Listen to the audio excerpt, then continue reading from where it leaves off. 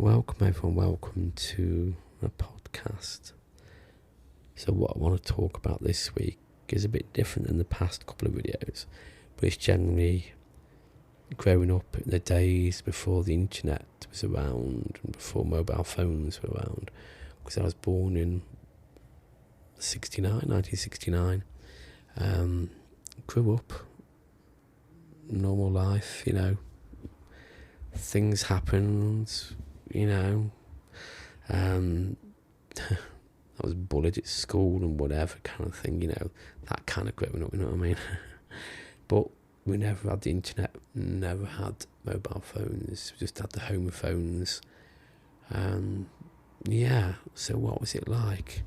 You see, when I look now at young people who are glued to the mobile phones, I can't understand it, but if I was born in their shoes, I'd be exactly the same. But what we used to do as kids is go out and play football.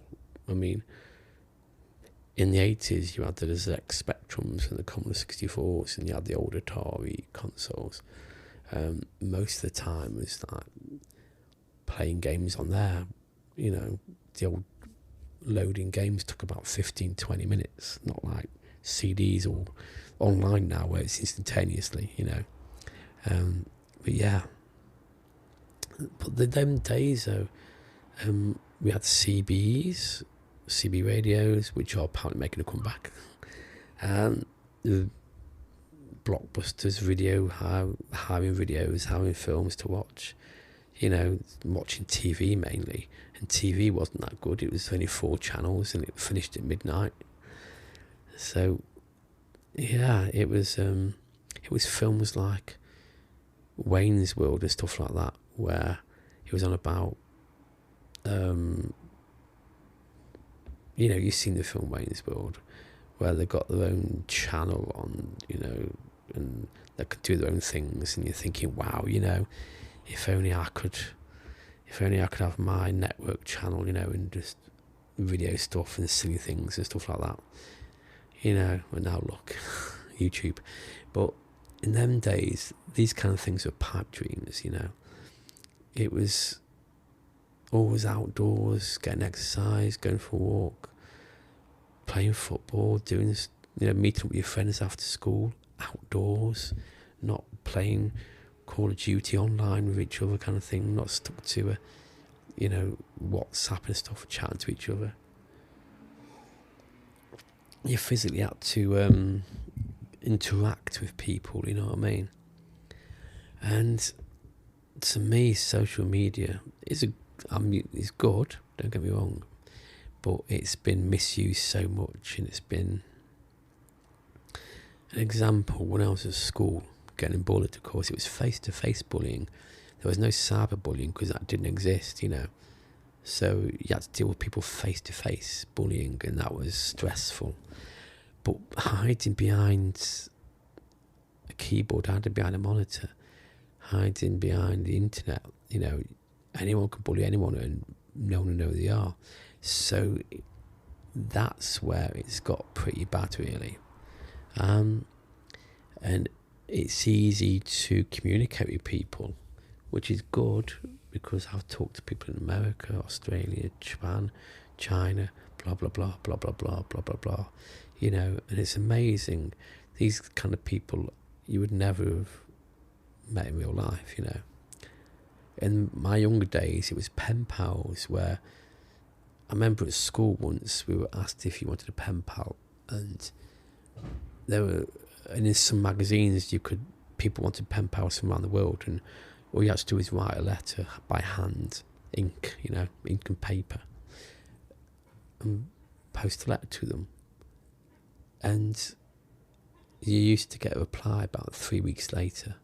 Then you reply and send them the reply, and then so you communicate once every month, most probably, or depends where they are, twice a month. Not like now where it's instantaneous, where you just type something in the city there. You had to really wait. You had to postman. You had to wait for them, the replies and stuff. And that was so great. That was great. I did it recently with Write a Prisoner. I was writing to a woman in Vegas in the prison. And it was great, but it was like once a month communication, you know, and it was like, this is great because you had to wait for a reply, you know. So that was crazy how technology has changed so much. Even from the dial-up modem days, where it used to take about 3 hours to download 100 meg. Yes, it really used to be. Now 100 meg in a second or less than that, you know. And just how technology has progressed. And I've been there through it all, you know what I mean? It's crazy. So that's why I'm not glued to my phone. I'd check YouTube and I'd check that kind of stuff. I watch YouTube more than TV because I ain't got a TV.